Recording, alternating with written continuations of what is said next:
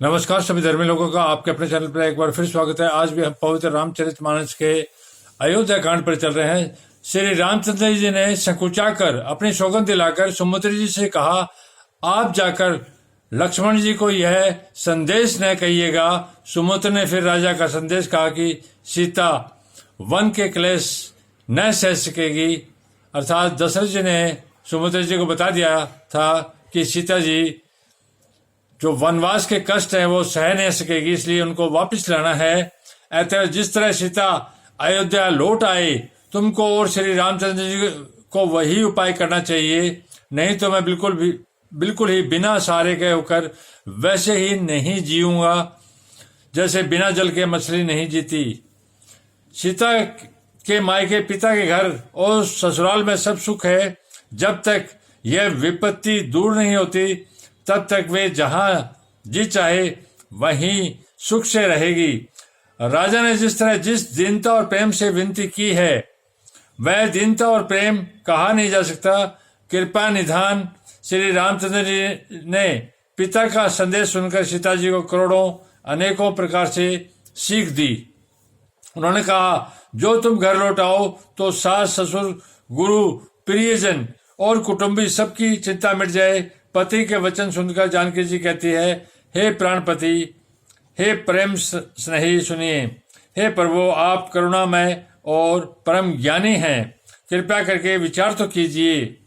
शरीर को छोड़कर छाया अलग कैसे रह सकती है?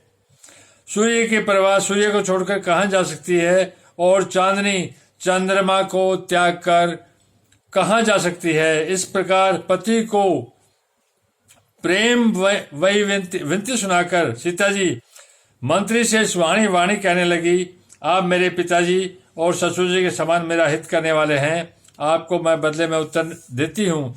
यह बहुत ही अनुचित है, किंतु हे तात, मैं आर्त होकर ही आपके सम्मुख हुई हूँ, आप बुरा नहीं मानिएगा।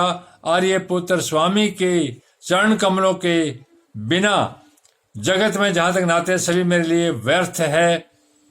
मैंने पिताजी के ऐश्वर्य को छटा देखी है, जिनके चरण रखने की चौकी से सर्व शिरोमणि और राजाओं के मुकुट मिलते हैं, अर्थात बड़े बड़े राजा जिनके चरणों में प्रणाम करते हैं।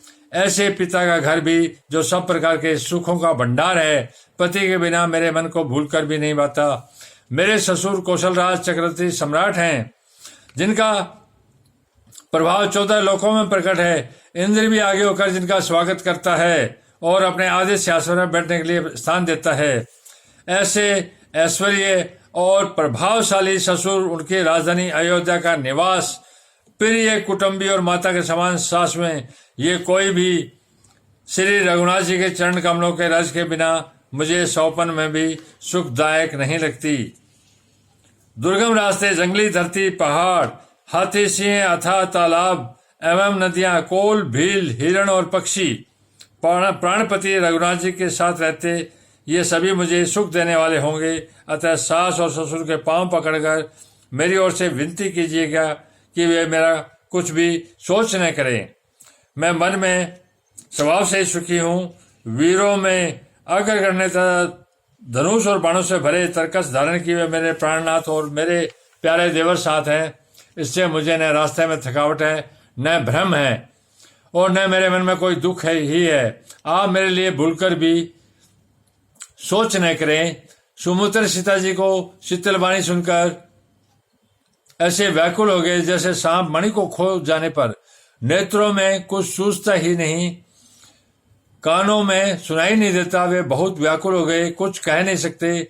श्री रामचंद्र जी ने उनका बहुत प्रकार से समाधान किया तो भी उनकी छाती ठंडी नहीं हुई। साथ चलने के लिए मंत्री ने अनेकों यत्न किए, युक्तियां पेश की, पर रघुनंदन श्री रामचंद्र जी उन सब युक्तियों का यथोचित उत्तर देते गए। श्री राम जी की आज्ञा मेटी नहीं जा सकती। कर्म की गति कठिन है, उस पर कुछ भी वश नहीं चलता। श्री राम, लक्ष्मण और सीता जी के चरणों में सिर नवाकर सुमित्रा इस तरह लौटे जैसे कोई व्यापारी अपना मूलधन पूंजी गंवाकर लौटे। सुमित्रा ने रथ को हाँका। घोड़े श्री रामचंद्र जी की ओर देख देख कर हिन हिन आते हैं। यह देखकर निषाद लोग विषाद के वश होकर सिर धुन धुन कर पीट पीट कर पछताते हैं।